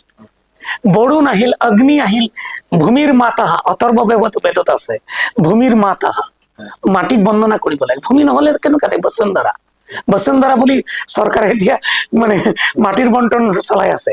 বসুন্ধৰাৰ কনচেপ্ট কিন্তু অথৰ্ব বেদত ভূমিৰ মাতাহা বুলি কোৱা হৈছে। ভূমিয়ে লালন কৰিছে। মাতা কিয়? দেশক আমি মা বুলি কৈছো। মা বুলি ক'লে কিছুমান, হায়দৰাবাদৰ এজন কি ৰাজনীতিবিদ, কি নাম, ওৱেইচি, তেখেতে বন্দে মাতৰমো নকয়, তেখেতে কি বুলি নকয়, মা বুলি নকয় দেশক। কিয় মা বুলি নকব? তেওঁৰ মূৰত আৰৱ সাম্ৰাজ্য ঘূৰি আছে, তেওঁৰ মূৰত আৰৱ, সেইটো তেওঁৰ ব্যক্তিগত ধৰ্মাচৰণ, তেওঁৰ ব্যক্তিগত। কিন্তু দেশ যে মাতৃকা, মাতৃকা কি ধৰণৰ? মায়ে আমাক লালন কৰেতো, মায়ে আমাক কোলাত লয়তো। জন্ম ইয়াতে লৈছো, ইয়াতে মৰিম, জন্ম ললো ইয়াতে মা, ইয়াতে যেন মৰো। ভূপেন হাজৰিকাৰ গানত আছে, ইয়াতে জন্ম লৈছো ইয়াতে মৰিম। গতিকে মা, সেই ধাৰণাটো আহিছে। যিমান প্ৰকৃতিৰ প্ৰতিটো শক্তিক আমি উপাসনা কৰিছো, আমি সূৰ্যক কৰিছো, পৱনক কৰিছো, বৰুণক কৰিছো, অগ্নিক কৰিছো, সকলো দেৱতা মানে ক'ত? দেৱতা আকাশৰ নেকি? দেৱতা যোনে আমাক দেদীপ্যমান, দেৱতা মানে দেদীপ্যমান, এনলাইটেণ্ড পাৰ্চন। পাৰ্চনটো নহয়, পাৰ্চন পিছত কল্পনা কৰা হৈছে পুৰাণত। গতিকে গোটেই সভ্যতাটোৱে তেনেকুৱা পৰিয়াল, বিবাহ, তাৰপিছতে সভ্যতা যেনেকুৱা বিকাশ ঘটিছে, অস্ত্ৰ বিদ্যা, ধৰ্ম, অৰ্থ, কাম, মোক্ষ, গোটেইখিনি লৈ, গোটেইখিনি সভ্যতাৰ যিটো উপকৰণ লৈ এটা প্ৰাচীন জাতি ওলাই আহিছিলে। আৰু আচৰণৰ মাধ্যমেৰে তেখেতসকলে সভ্যতাৰ যিখিনি অনুভৱ কৰিছিলে, সেইকাৰণে শ্ৰীনান্ত বিশ্বে অমৃতস্য পুত্ৰ, সেই বিশ্ববাসী অমৃতৰ পুত্ৰগণ আমি তমসাৰ পাৰত আদিত্য বৰ্ণ পুৰুষক দেখিছো। সত্য পুৰুষ মানে কি? চিৰন্তন সত্য। আৰু কৈছে বসুধৈৱ কুটুম্বকম, গোটেই পৃথিৱী আমাৰ কুটুম্ব। আৰু কৈছে যে সৰ্বে ভৱন সুখিনঃ, সৰ্বে ভৱন্তু সুখিনঃ, সৰ্বে সন্তু নিৰাময়া, সকলো ভাল থাকক, সকলো কুশলে থাকক, আমিও ভাল থাকিম, তুমিও ভাল থাকিবা। এই যে বাণী যি জাতিৰ মাজত, যি গোষ্ঠীৰ মাজত, সি যি সংস্কৃতিৰ মাজত গঢ় লৈ উঠিছিলে, তেওঁলোকে আৰ্য। আচ্ছা, তো এইটো কোনো জাতি বা গ্ৰুপ ব্লাড তাতে নাস্তিকো আছিলে। ব্লাডৰ লগত ৰিলেশ্যন নাই। নাই ব্লাডৰ এটা বেলেগ বস্তু, সেইটো চাইণ্টিষ্টসকলে জানিব। তাৰ হেৰিডিটি যিটো আহে আৰু তাৰ যিটো তাৰ জিন চাইন্স যিটো বুলি কয়, জিন চাইন্সৰ যিটো হেৰি, সেইটো কমপ্লিটলি বেলেগ। কিন্তু লাইক ফাদাৰ লাইক চাইল্ড কেতিয়াবা নহয়। এতিয়া এজন আফ্ৰিকাৰ কেনিয়াৰ মানুহ আৰ্য হ'ব পাৰিবনে নোৱাৰে? তো এই ডেভেলপমেণ্টটো হ'ব বিবাহত, মেইনলি হৈছে বিবাহ সূত্ৰত যেতিয়া হেৰি হ'ব। আৰু এটা কথা, কাশ্মীৰৰ আপেলে যদি সোধে অসমৰ আমক যে তই ডাঙৰ নে মই ডাঙৰ, অসমৰ আম খুব মিঠা, বংগৰ আমো মিঠা, মালদহ অঞ্চলৰ আমো মিঠা। তে আমে যদি দাবী কৰে যে না মই অভিজাত, মই আৰ্য, আৰু কাশ্মীৰৰ আপেল তুমি অনাৰ্য, এইটো নহয়। প্ৰকৃতিয়ে সুকীয়াকে কৰি দিয়ে, সেইটো আকৌ এটা তাৰ সুকীয়া বিষয় আছে। অনাৰ্য কোন হ'ব? মোৰ বোধ তাৰমানে অনাৰ্য মানে কিন্তু আনকালচাৰ্ড নহয়, কিন্তু আৰ্য সভ্যতাৰ বিপৰীতে যিসকল তেওঁলোকে অনাৰ্য, যেনেকুৱা দ্ৰাবিড়িয়ান, সাউথ ইণ্ডিয়ান, মালায়ালাম, কন্নড়, তেলেগু, তামিল, তেওঁলোক সভ্যতাৰ ফালৰ পৰা দ্ৰাবিড়িয়ান বুলি ক'লে, দ্ৰাবিড়িয়ান বুলি যে কয়, দ্ৰাবিড়িয়ান মানে কি? দ্ৰাবিড় বুলি এটা জাতি, তেওঁলোকে যিটো বাহিৰৰ পৰা অহা বুলি কোৱা হৈছে, দ্ৰাবিড় বাহিৰৰ পৰা অহা বুলি কৈছে। সেই কথাবিলাকো আচলতে এতিয়া মই ছাৰ এটা কথা ইয়াতে, লোকমান্য বাল গংগাধৰ তিলক বহুত ডাঙৰ এটা নাম। তেখেত এজন ফ্ৰীডম ফাইটাৰ আছিল, বহুত কৰি থৈ গৈছে। কিন্তু তেখেতে ইতিহাসৰটো ৰুচি আছিল। আৰ্টিক হোম অফ দি আৰিয়ানছ বুলি তেখেতে লিখিছে। তো আমি সেইটো ডিছকাৰ্ড কৰি দিছোঁ। তেখেতে যিটো আৰিয়ান মানে আৰ্টিক হোম অফ দি আৰিয়ানছ, কিছুমান থিয়ৰী তেখেতে দিছিল। এতিয়া বংকিম চন্দ্ৰ চট্টোপাধ্যায় এজন সাহিত্যিক, ইতিহাসত তেখেতৰ এক্সপাৰ্টিজ বা কিমান? বংকিম চন্দ্ৰক ইতিহাসৰ অন্যতম শ্ৰেষ্ঠ পুৰুষ বুলি 19বিংশ শতিকাত কোৱা হৈছিলে। কাৰণ বংকিমৰ গোটেই ইতিহাস অধ্যয়নটো আজি মৰ্মে তেওঁ যিমান উপন্যাস লিখি গৈছে, সেই গোটেই উপন্যাসৰ মেজৰ পাৰ্টটো হৈছে ইতিহাস। গতিকে বংকিম কিন্তু ইতিহাসৰ অত্যন্ত পণ্ডিত ব্যক্তি আছিলে। আৰু এটা কথা কৈছো, জ্ঞানৰ যিটো অন্বেষণ, সেইটো কাৰণে আৰ্য সভ্যতাৰ কথা আৰ্যসকলে এই কথাটো কৈছে। জ্ঞানৰ যিটো অন্বেষণ সেইটো বহুমুখী। কেৱল ভাবো যে আমিয়ে শেষ কথা আৰু ইয়াৰ পিছত একো নাই, দুৱাৰ খিৰিকী বন্ধ কৰি দিলো, তেনেহলে তাৰ মাজৰ পৰা কিন্তু মৌলবাদ আৰম্ভ হ'ব। এতিয়া দ্ৰাবিড় আৰু অনাৰ্য শব্দটো বেদত পোৱা যায়। এতিয়া বেদত অনাৰ্য যোনে নীতি নিয়ম পালন নকৰে, যাৰ ভাষা বেলেগ, কেনেকুৱা বিভিন্ন ধৰণৰ মনুস্মৃতিতো বিভিন্ন ধৰণৰ কোৱা হৈছে। দ্ৰাবিড়, শংকৰাচাৰ্য দ্ৰাবিড়ৰ পৰাই অহা, তেওঁতো আৰ্য। তো তেওঁ এতিয়া আপোনাৰ যিটো আমাক শিকাই থকা হৈছে, বুজাই থকা হৈছে, কি হ'ব? ইংৰাজীত ক'লে আটাইতকৈ ভাল হ'ব। ইংৰাজীত ক'লে এৰিয়ান এণ্ড নন এৰিয়ান।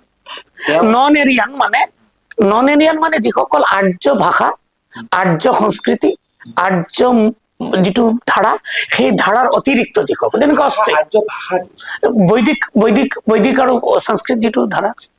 এতিয়া সেই মালয়ালী এজন এই আৰ্য ভাষাৰ হয় নে নহয়? তাৰমানে আৰ্যৰ একেবাৰে সুকীয়াকে আছে। ভাৰতবৰ্ষৰ গোটেই যে ভাষা, তাত কেৱল সাউথ ইণ্ডিয়ান, দাক্ষিণাত্যৰ যিখিনি 4টা ভাষা, মালায়ালাম, কন্নড়, তামিল আৰু তেলেগু। তামিল ভাষা ইতিমধ্যে ধ্ৰুপদী পাইছে বহুত আগতে। তামিল বহুত পুৰণি ভাষা, কিন্তু বহুত পুৰণি। সেইকাৰণে তেওঁলোকে, আৰু এটা কথা, এই গোটেইখিনি বিষয় কিন্তু লিংগুইষ্টিক্সৰ বিষয়, ভাষাৰ ইতিহাসৰ বিষয়। এইটো সাধাৰণ ইতিহাসবিদসকলে পৰ্যালোচনা কৰিলে নহ'ব। যেনেকে এইটোৰ অথৰিটি মানুহ আছিলে আমাৰ ইয়াতে আছিলে, যেনেকুৱা আমাৰ ইয়াতে আছিলে বাণীকান্ত কাকতি, তেখেতৰ গুৰু আছিলে সুনীতি কুমাৰ চট্টোপাধ্যায়। আমি তেওঁলোকক ফল কৰিয়ে ক'ব লাগিব। মইতো অতি সামান্য এজন ছাত্ৰহে কেৱল। এতিয়া গোলক চন্দ্ৰ গোস্বামী আছিলে আমাৰ পিছলৈ অসমৰতো বিখ্যাত মানে ভাষাৰ তত্ত্ববিদসকল আছিলে, যেনেকুৱা ৰমেশ পাঠকক কোৱা হৈছিলে, তেওঁ ভাষাৰ পণ্ডিত আছিলে। তাৰপিছতে আমি বংগত দেখিছো। এই নমেন কালচাৰটো মই বুজিব বিচাৰিছো। দ্ৰাবিড় ভাষা কি, আৰ্য ভাষা কি, এই নমেন কালচাৰটো কি? মই ইতিমধ্যে উল্লেখ কৰিলো যে 4টা ভাষা আৰু ভাষা তত্ত্ব। মই এটা উদাহৰণ তাৰমানে লিংগুইষ্টিক্সৰ এইটো ক'বলৈ গ'লে বহুত দীঘলীয়া আলোচনা হ'ব।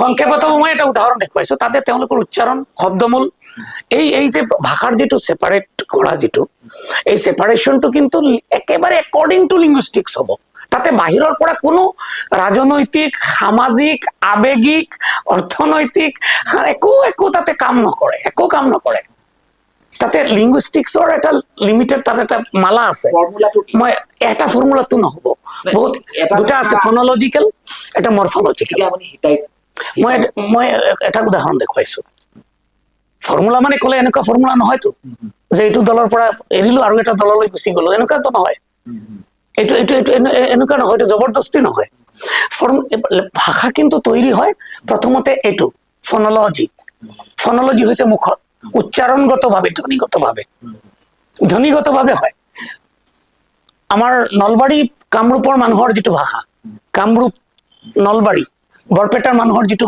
কথ্য ভাষা আঞ্চলিক ভাষা তাৰ লগত উজনিৰ ভাষাৰ তফাতটো কি এইটো কি আমি 5 মিনিটত ক'ব পাৰিম ইমান সহজ তাৰ আঞ্চলিক এটা বৈশিষ্ট্য আছে সেই বৈশিষ্ট্য একেবাৰে পিয়ৰলি লিংগুইষ্টিক্সৰ বিষয় মই এটা উদাহৰণ দেখুৱাইছো ডয় বিন্দু ৰ বুলি কয় বাংলা ডয় শূন্য ৰ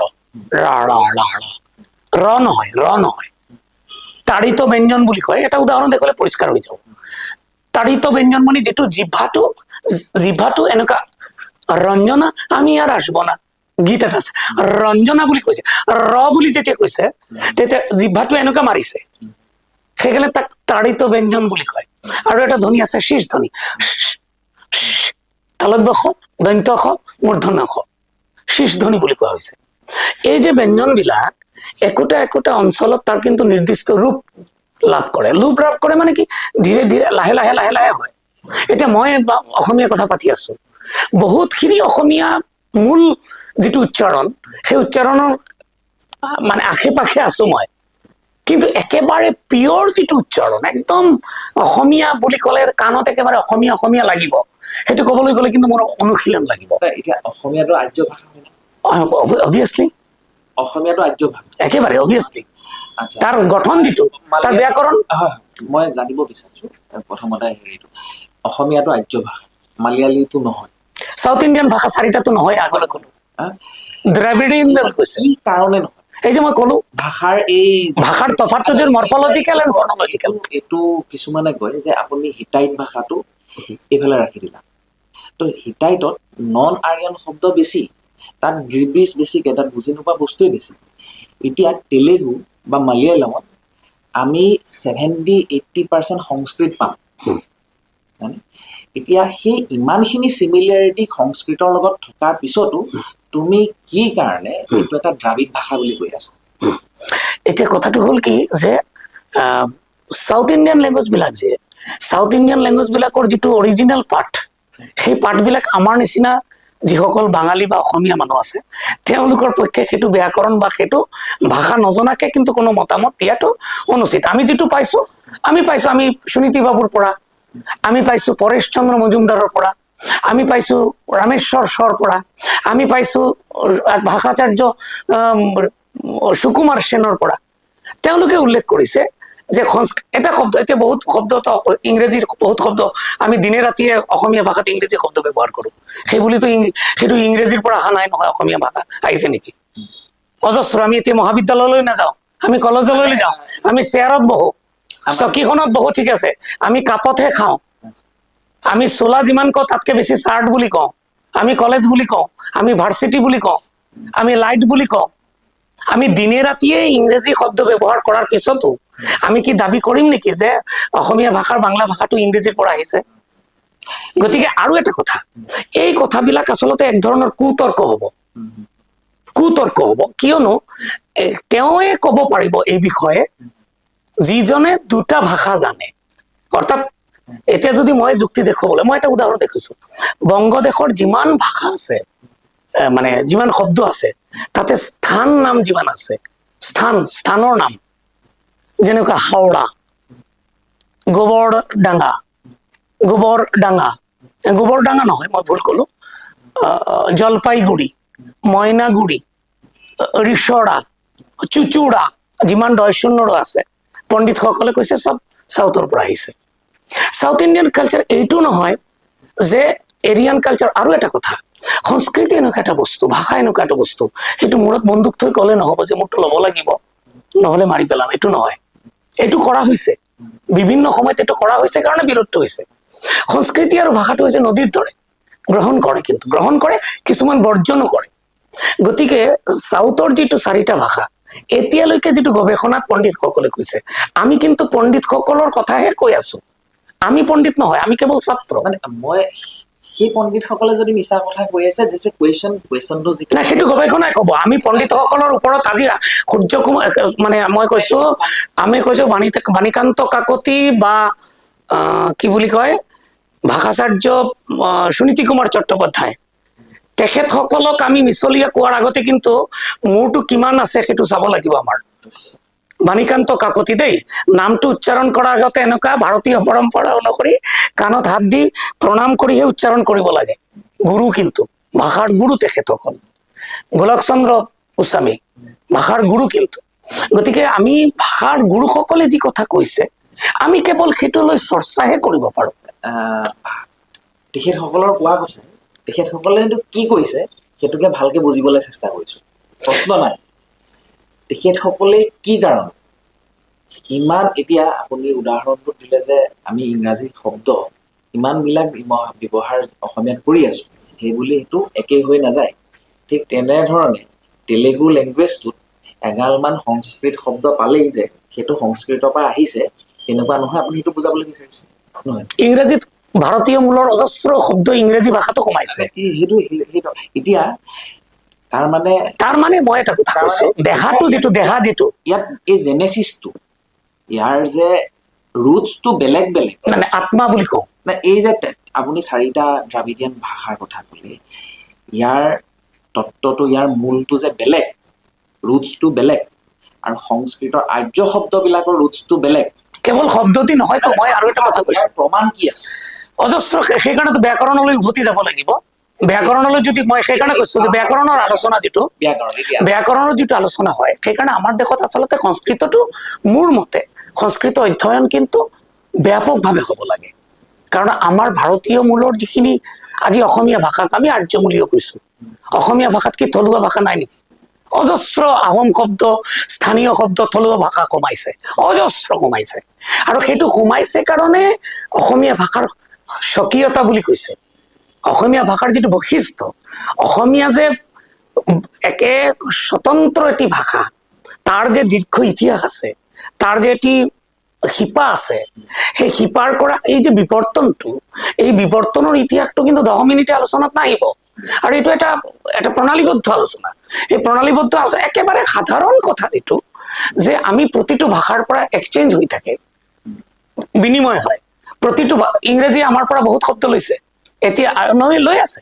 অক্সফৰ্ড ডিকচনাৰী দেখা গ'লে ভাৰতীয় মূলৰ অজস্ৰ শব্দ সোমাইছে। এই শব্দবিলাক যেতিয়া সোমাই থাকে, গ্ৰহণ বৰ্জন হৈ থাকে, মহাকালে তাক স্বীকাৰ কৰে, ধীৰে ধীৰে ধীৰে লাহে লাহে লাহে লাহে স্বীকাৰ কৰে। এতিয়া গোটেই যিটো আত্মা, যিটো কৈছো আত্মা, এতিয়া আপুনি চাৰ্টটো পিন্ধিছে, পেণ্টটো পিন্ধিছে, এই গোটেইটো কিন্তু পাশ্চাত্যৰ মানে অনুকৰণ, যিটো মই পিন্ধিছো, এইটো জিন্স পিন্ধিছো মই, এটা সময়ত এইটো আমাৰ দেশৰ নাছিলে, আমি পিন্ধিছো।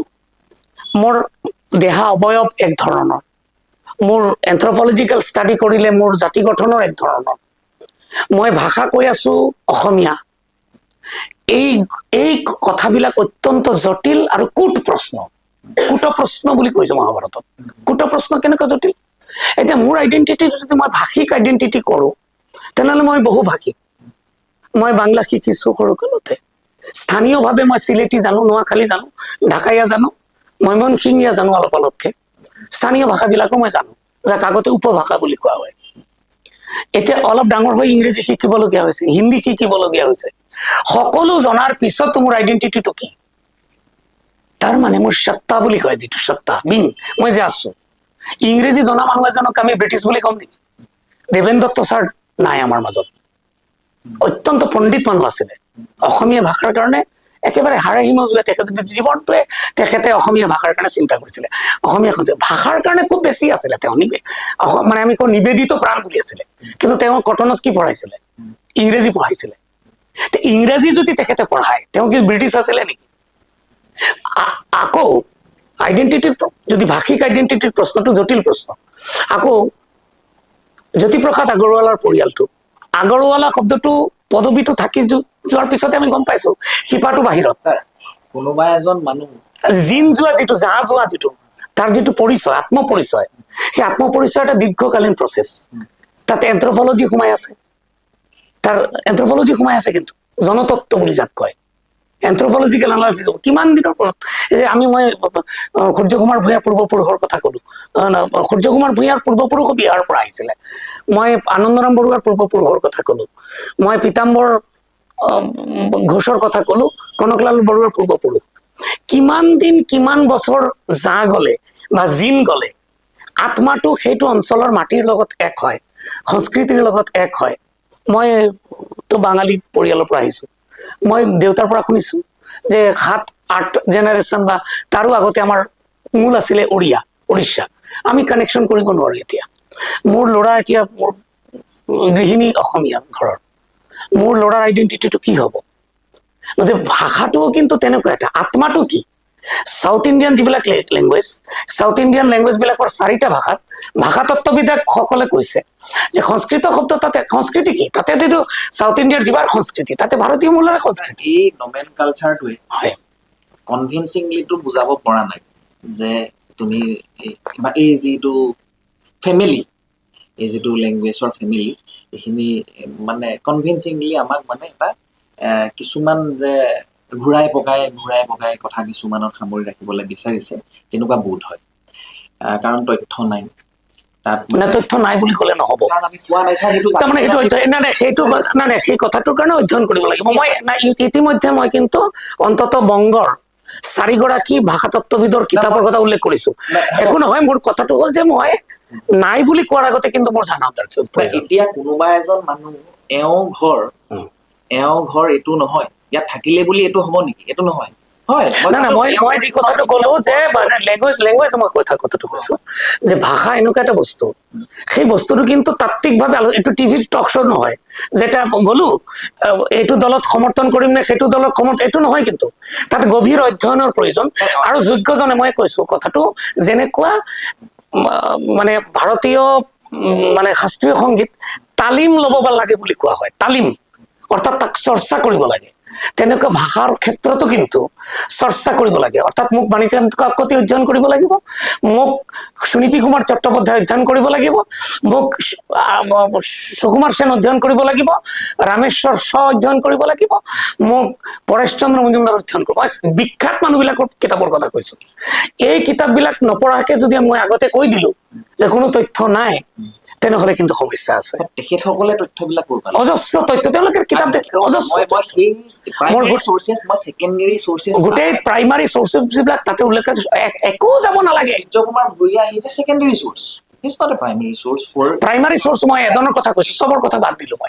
মই চবৰ কথা বাদ দিলো, কেৱল পৰেশ চন্দ্ৰ মজুমদাৰৰ ভাৰতীয় ভাষাৰ ওপৰত এখন কিতাপ আছে, আনন্দ বৰ বিচাৰি ওলাইছে, আৰু নহলে পশ্চিমবংগ বাংলা একাডেমী, তাতে তেওঁ যিটো আলোচনা কৰিছে তাতে গোটেই চ'ৰ্চ বিলাক দি দিছে। এতিয়া যদি ভাষাক লৈ পেলাই ইমান পৃথকতা আছে, দ্ৰাবিড়িয়ান ভাষা বেলেগ, আৰ্য ভাষা বেলেগ, দেশখন একেই কেনেকে হ'ব? সংস্কৃতি নাই, মই লেংগুৱেজটোৱে মই বাদ দিম। নাই সংস্কৃতি নাই, ভাষাটো হৈছে কি? ভাষাটো কেৱল কমিউনিকেশ্যন। নাই, ভাষাটোতো সংস্কৃতিৰ পৰা আহিছে। নাই, ভাষাটো সংস্কৃতি, সেইটো বেলেগ। আকৌ কুট প্ৰশ্ন হ'ব, কুট প্ৰশ্ন সংস্কৃতি হ'ব, কুট প্ৰশ্ন বুলি আমি সকলো কুট প্ৰশ্ন বুলি কওঁ। মই আপোনাক এটা প্ৰশ্ন সুধিছো, অসমীয়া জাতি বুলি ক'লে আপুনি কাক বুজে? এতিয়া সেই অসমীয়া জাতি বুলি ক'লে এইটো এতিয়া ভাৰতীয় বুলি ক'লে একেবাৰে আপুনি স্পেচিফিকেলি তথ্য প্ৰমাণেৰে উল্লেখ কৰক। এতিয়া যোনটো ভাৰতীয় বুলি ক'লে কাক বুজো? নাই, আপোনাক মই ভাৰতীয় পাহৰি যাওক, আপুনি অসমীয়া জাতি বুলি ক'লে কাক বুজি পায়? এই প্ৰশ্নটোৰ উত্তৰ যদিও আছে, এই ৰাজনীতিৰ কাৰণে সেইটোলৈ নাযাব, ৰাজনীতি পাহৰি যাওক।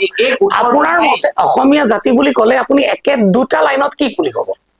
যোনে অসমীয়া ভাষা সংস্কৃতি পালন কৰি আছে, যোনে যাৰ পূৰ্বপুৰুষৰ পৰা আদি কৰি পেলাই গোটেইখিনি অসমীয়া, মোৰ ডেফিনেশ্যন আপুনি সুধিছে, গতিকে যাৰ পূৰ্বপুৰুষ অসমীয়া, মানে আপুনি অসমীয়া জাতি নিৰ্ধাৰণ কৰি আছে পূৰ্বপুৰুষ অসমীয়া বুলি, এনেকুৱা নহ'ব।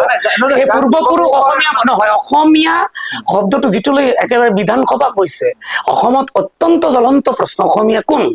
আজিলৈকে সংজ্ঞা নিৰ্ধাৰণ কৰিব পৰা নাই, এনেকুৱা এটা কণ্ডিশ্যন। নাই, এইটোতো সংজ্ঞা নিৰ্ধাৰণ আপুনি কৰিব পৰা নাই, নোৱাৰেও, কাৰণ ভাৰতীয় কোন চেঞ্জ হৈ গৈছে। 1947 আগত ভাৰতীয় বেলেগ আছিল, এতিয়া ভাৰতীয় বেলেগ। একেবাৰে স্পষ্ট কথাটো আছে তাতে। হয়। অসমীয়া, মই সেইকাৰণে কথাটো ক'লো যে আপোনাৰ প্ৰশ্নৰ মাজতে আপোনাৰ উত্তৰ আছে। মই যিটো প্ৰশ্ন আপোনাক ক'লো, একে প্ৰশ্ন ভাৰতবৰ্ষৰ ক্ষেত্ৰতো প্ৰযোজ্য। আমি মানুহবিলাকে আচলতে ভাগ বিভাগ বিলাক আমি কৰিছো। আপোনাৰ লগত মোৰ বিৰোধ, এখেতৰ লগত মোৰ বিৰোধ, তেখেতৰ লগত মোৰ বিৰোধ, মই অমুক মই তমুক, মোৰ আইডেন্টিফাই কৰি আছো। ৰ'ব, মই কথাটো শেষ কৰো। এতিয়া গোটেই অসমৰ কেৱল অসমীয়া কোৱা মানুহবিলাক অসমীয়া নেকি? নাই। আপুনি যিটো ক'লে তাৰ মাজতে উত্তৰটো আছে। অসমীয়া ভাষা, অসমীয়া আমাৰ যিবিলাক আইডেন্টিটি, ভাৰতবৰ্ষৰ মূলত আইডেন্টিটি কিন্তু ভাষিক, ধৰ্মীয় নহয়। মই অথনি যিটো উল্লেখ কৰিলো হৈছে কি বুলি ক'লে ছাৰ আপুনি? ভাষিক আইডেন্টিটি, মানে লিংগুইষ্টিকেল আইডেন্টিটি। লিংগুইষ্টিকেল আইডেন্টিটি ভাৰতবৰ্ষৰ প্ৰমিনেণ্ট হৈছে লিংগুইষ্টিকেল। আপোনাক মই দুটা তিনিটা বস্তু স্পষ্ট কৰিলো। আইডেন্টিটি লিংগুইষ্টিক আইডেন্টিটি বেচিকেলি কিন্তু গোটেই ভাৰতবৰ্ষৰ যিমান জাতি পাব, মূলত কিন্তু ভাষা কেন্দ্ৰিক তাৰ আইডেন্টিটি। আপোনাক মই উদাহৰণ দেখুৱাইছো। ভাৰতবৰ্ষৰ আৰ্য সভ্যতাত কিন্তু নাস্তিকো আছিলে। ধৰ্মটো কেনেকুৱা ভাৰতবৰ্ষত ব্যক্তিগত জীৱনত পালনীয় হৈ গ'ল না নাই? কেনেকে কওঁ আমি? নাই মই কৈছো, আপোনাক কৈছো, উদাহৰণ দিছো। চাৰবাকৰ নাম আপুনি শুনিছে? ইয়াৱত জীৱেত, নাই নাই, ৰ'ব, ইয়াৱত জীৱেত সুখং জীৱেত ঋণং কৃত্বা ঘৃতং প্ৰেমেত। যেতিয়ালৈকে বাচিম সুখেৰে বাচিম, ঋণ কৰিবলৈ ঘি খাম। এটা পন্থা ওলাই গ'ল, সাংখ্য এটা পন্থা ওলাই গ'ল, চাৰবাক এটা পন্থা ওলাই গ'ল, যিসকলে নিৰীশ্বৰবাদী আছিলে। মই নাস্তিক বুলি নকওঁ, নিৰীশ্বৰবাদী। এটা নতুন আমাৰ দেশত, গোটেই ভাৰতবৰ্ষখনত আপুনি যদি একোৱে নামানে, আজিৰ দিনতো আপুনি একো নামানে, কোনো মন্দিৰত নাযায়, ঘৰতো পূজা পাতল নকৰে, আপোনাৰ ঘৰত গৈ কাটি থোৱা মানুহ নাই, আপোনাক আক্ৰমণ কৰা মানুহ নাই, আপুনি এটা ব্যক্তিগত কথা। ইমান বিবিধৰ, আমাৰ বাংলাত কৈছে বিবিধেৰ মাজে দেখো মিলন মহান। ইমান বিবিধতা আছে, তাৰ মাজতো কিন্তু আমি সাংস্কৃতিকভাৱে সকলোৱে এখন দেশৰ আমি গোটেই সংস্কৃতিক সভ্যতাটো বহল কৰিছো। এই একে কথা কিন্তু পূৰ্ব ভাৰতীৰ ক্ষেত্ৰতো। পূৰ্ব ভাৰতী মানে আজিৰ অসম অসম বুলি কোৱা হৈছে, আমি পূৰ্ব ভাৰতী বুলি কৈছো ৰবীন্দ্ৰনাথৰ ভাষাৰে। পূৰ্ব ভাৰতী, প্ৰাগ জ্যোতিষ, আমি কামৰূপ বুলি কৈছো। এই গোটেই সভ্যতাটোত কিন্তু যুগে যুগে, যেনেকুৱা ব্ৰহ্মপুত্ৰৰে অজস্ৰ প্ৰায় যুগে যুগে কিন্তু মানুহ আহিছে, পানী গৈছে ক'ত? মোহনাৰ ফালে গৈছে। কালৰ বিৱৰ্তন, এই কালৰ বিৱৰ্তন অজস্ৰ মানুহ আহিছে, আৰু সকলো মানুহ মিলি আমি তাক বৰ অসম বুলি কল্পনা কৰিছিলো। আজি যিসকল জনজাতীয় মানুহ আছে, যিসকল অসমৰ যিসকল অন্যান্য ভাষা ভাষী মানুহ আছে, মানে অসমীয়া এছামিজ স্পিকিং নহয়, তেওঁলোকৰ লগত মূল সংযোগী যিটো লিংগুৱা ফ্ৰাংকা, গণসংযোগী ভাষাটো কি? অসমীয়া ভাষা। আমি বড়ো এজন ভাইৰ লগত আমি কি ভাষাত কথা পাতো? আমি অসমীয়াত পাতো। ডিমাচাৰ লগত কি, ডিমাচা এগৰাকী বন্ধুৰ লগত কি ভাষাত কথা পাতো? আমি ডিমাচা নাজানো, কাৰ্বি ভাষা নাজানো, আমি মিচিং ভাষা নাজানো। সকলো ভাষা ভাষী নিজৰ ৰংবং তেৰাং, ঘৰত তেখেত কাৰ্বি, কিন্তু জাতীয় জীৱনত তেওঁ অসমীয়া। সংজ্ঞাটো যদি আমি এনেকুৱা নিৰ্ধাৰণ কৰো যে মূল যিটো জাতীয় সংস্কৃতি, যিটো মূল আত্মাটো, এই গোটেই সভ্যতাৰ আত্মাটো ধৰি ৰাখিছে এটা প্ৰবহমান বুলি কৈছে। প্ৰবাহ বুলি মই নকওঁ, প্ৰবহমান সংস্কৃত শব্দ কলো। সেই ধাৰাৰ লগত মিহলি হৈ আৰু এটা ভাল সংজ্ঞা দিছে দেই হেৰিয়ে, আমাৰ ধ্ৰুৱজ্যোতি বৰাই। তেখেতে কিন্তু খুব এটা ভাল সংজ্ঞা দিছে, মই নাজানো, সেইটো বিবেচনা কৰি আছে বহুতে। তেখেতে কৈছে প্ৰথম ভাষা, আজিকালি কিন্তু মাতৃভাষা বুলি নকয়, মাতৃভাষা বুলি মাৰ মুখৰ ভাষাটোৱে মোৰ ভাষা হ'ব, এইটো কথা নাই। তেনেহলে ভাৰতীয় ৰাজনীতিৰ এগৰাকী বিৰোধী দলৰ নেতা, তেখেতৰ মাতৃভাষা ইটালিয়ান হোৱাৰ কথা আছিলে, তেখেতৰ মা ইটালিয়ান। মাৰ মুখৰ ভাষাটো মাতৃভাষা নহয়, যেতিয়ালৈকে মোৰ সত্তা, মোৰ যিটো মানে আত্মা, সেই আত্মাৰ ভাষা নহব। মই অসমীয়া লিখিলো পঢ়িলো, কিন্তু মই আত্মাত গ্ৰহণ নকৰিলো, এনেকুৱা নহব। মই আত্মাৰে যেতিয়া বৰণ কৰিম, তেতিয়া মই জিন যাম। গতিকে এই যে আত্মাৰে গ্ৰহণ কৰা যিটো, সেইটো বৰ জটিল প্ৰশ্ন। এইটো ৰাজনীতিবিদ বা বাহিৰৰ মানুহে কৰিব নোৱাৰিব। এইটো এটা দীৰ্ঘদিনীয়া এটা সমাজতত্বৰ বিষয়, এন্থ্ৰপলজিকেল বিষয়, বৰ জটিল প্ৰশ্ন এইটো, যে কিমান দিন গ'লে আমি আত্মাৰে গ্ৰহণ কৰিম। লাহে লাহে জিন যায় মানুহ, লাহে লাহে জিন যায়। গতিকে মই আপোনাক কৈছো, ধ্ৰুৱজ্যোতি বৰাৰ সংজ্ঞাটো কিন্তু আমি বহুতে কিন্তু তেখেতে কৈছে যে যিসকলৰ প্ৰথম ভাষা, দ্বিতীয় ভাষা বা তৃতীয় ভাষা ৰূপে যিসকলে অসমীয়া ভাষাক জীৱনৰ দৈনন্দিন জীৱন, পৰিয়ালত, সমাজত, সকলো ক্ষেত্ৰত অসমীয়া ভাষা সংস্কৃতিক যিসকলে গ্ৰহণ কৰিছে তেওঁলোকে অসমীয়া। কথাটো কিন্তু মই কিন্তু কিছুমান মানুহৰ দ্বিতীয় ভাষা নাথাকে, তৃতীয় ভাষাটোতো দূৰৰে কথা, দ্বিতীয়টো ভাষাই নাথাকে। যেনে বহুত মানুহ আছে, যেনে আছে আমাৰ গাঁৱতে আছে, এনেকুৱা আইতা ককা আছে, হিন্দী বা ইংৰাজী অকল সেইটোৱে জানে। এতিয়া মই সেই প্ৰজন্মটো প্ৰায় নাই আজিৰ যুগত, অতি কম। মানে যিটো আমি তাৰ মাজতো আছে, তাৰ মাজতো প্ৰথম দ্বিতীয় আছে। মই কৈছো গাঁৱৰ আইতা ককা যিসকল আছে তেওঁলোকৰো মাজত দেখা গৈছে যে একচেণ্ট বিলাক বেলেগ বেলেগ, ভাষা বেলেগ বেলেগ। এতিয়া মই এইটো কথালৈ আহি আছো, এইটো কবলৈ আহি আছো যে কিছুমান বড়ো মানুহ আছে, লেটাষ্ট এজিউম আছে, যাৰ ছেকেণ্ড লেংগুৱেজ নাই, তেওঁ অসমীয়া ভাষা নকয়, কেতিয়াও উচ্চাৰণেই কৰা নাই। এইটো ক্ষেত্ৰত আমি বৃহৎ সংখ্যক বুলি যিটো কওঁ, এটা জাতিগোষ্ঠীৰ বৃহৎ সংখ্যক মানুহে যেতিয়া লয়, আঁকোৱালি লয়, যেনেকে মিচিংসকল বা আহোম উজনিৰ যিসকল ভাষা গোষ্ঠী, তেওঁলোকে যিটো বহুত আছে, মটক আছে, মৰাণ আছে, বহুত অজস্ৰ। সেইকাৰণে আমাৰ অসমক, উত্তৰ পূৰ্বাঞ্চলক ভাষা তত্বৰ স্বৰ্গৰাজ্য বুলি কোৱা হৈছে। ইমান ভাষা, কেৱল নাগালেণ্ডতে কিমান ট্ৰাইবছ, কিমান লেংগুৱেজ ভাবিব নোৱাৰি। গতিকে যিসকলে এইটো আকৌ কুট প্ৰশ্ন, এইটো আকৌ আমি কুট প্ৰশ্ন মই কৈছো কিহৰ কাৰণে, যে আমি কোনে এই পৰিসংখ্যানটো কোনে ওলাব, এই পৰিসংখ্যানটো ওলোৱা ইমান সহজ নহয়। আমি কিন্তু আজিৰ যুগত য'ত সামাজিক মাধ্যম আহিছে, য'ত সমগ্ৰ বিশ্বৰ গোটেই মানে চিত্ৰটো আমি দেখি আছো হাতত, তাতে আমি কোনখন বড়ো গাঁৱত কোনজন বৃদ্ধ মানুহে অসমীয়া ভাষাক লোৱা নাই, তাৰ ওপৰত আমি ভেদ বিভেদ আমি কৰিব নাযাওঁ। আমি এইটো জানিম যে বড়ো ভাষাভাষী মানুহসকলে বা কাৰ্বি ভাষাভাষী মানুহসকলে বা অন্যান্য যিসকল মানুহ আছে তেওঁলোকে কিমানখিনি অসমীয়া ভাষা সাহিত্য সংস্কৃতিক তেওঁলোকে আঁকোৱালি লৈছেতো। নহলে মই কলো লিংগুৱা ফ্ৰাংকা, নহলে আজি অসম সাহিত্য সভা যিটো হৈছে মেইন বস্তু নেকি, মানে গণসংযোগী ভাষাটো আজি অসমত কিন্তু এইটো হৈছে। অসমীয়া নাগামিজ ক'ৰ পৰা হৈছিলে, অসমীয়া বাদ দি নাগামিজ নেকি? আমাৰ দুৰ্ভাগ্য মই কৈছো, ধ্ৰুপদী ভাষাৰ ক্ষেত্ৰত মই এটা তথ্য দিছো।